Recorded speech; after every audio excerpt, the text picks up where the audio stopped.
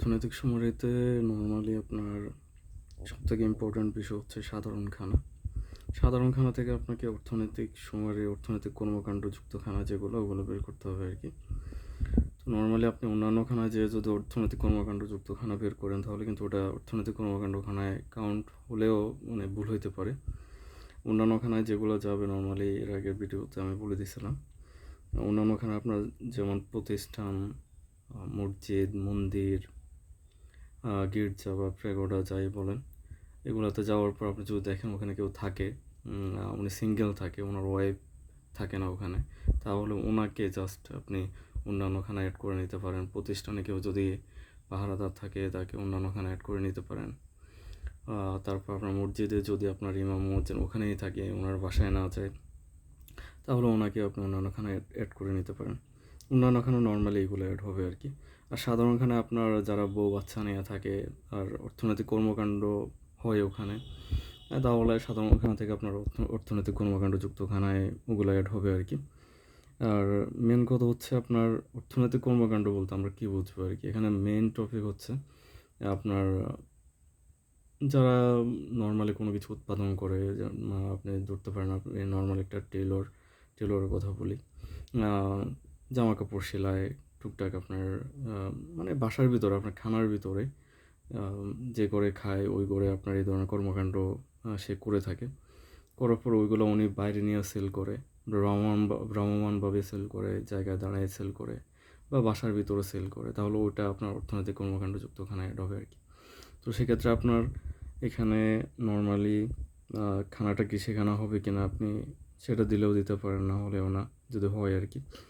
এখানে আসলে আপনার খানায় কৃষি বহির্ভূত কোনো অর্থনৈতিক কর্মকাণ্ড আছে কিনা এটা আপনি হাঁ দেবেন।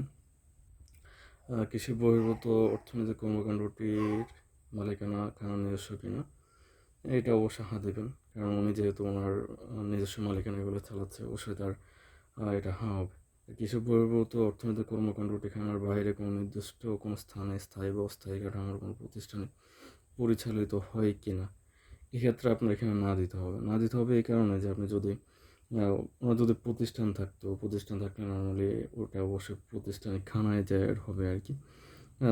যদি এই ধরনের স্থায়ী অস্থায়ী কাঠামো না থাকে, যদি না থাকে ওনার খানার ভিতরে অর্থনৈতিক কর্মকাণ্ড হয়, ওখান থেকে উনি এগুলো সেল দেয় বা ভ্রাম্যমাণভাবেও সেল দেয়, তাহলে ওটা অর্থনৈতিক কর্মকাণ্ডযুক্ত খানায় অ্যাড হবে। আর যারা বউ বাচ্চা নিয়ে আপনার এরিয়াতে থাকে, একসাথে খায়, একই বাসায় ঘুমায়, তাহলে ওটা আপনার সাধারণ খানায় অ্যাড হবে আর কি। তো নর্মালি এই তিনটা ব্যাপার আপনার ভালোভাবে বুঝতে হবে। একটা হচ্ছে আপনার খানায় কৃষির বহির্ভূত অর্থনৈতিক কর্মকাণ্ড আছে কি না, এটা কৃষি বহির্ভূত অর্থনৈতিক কর্মকাণ্ডটির মালিকানা খানার নিজস্ব কিনা এটা, আর কৃষি বহির্ভূত অর্থনৈতিক কর্মকাণ্ডটি খানার বাইরে নির্দিষ্ট কোনো স্থানে স্থায়ী বা অস্থায়ী কাঠামোর কোনো প্রতিষ্ঠানে পরিচালিত হয় কিনা।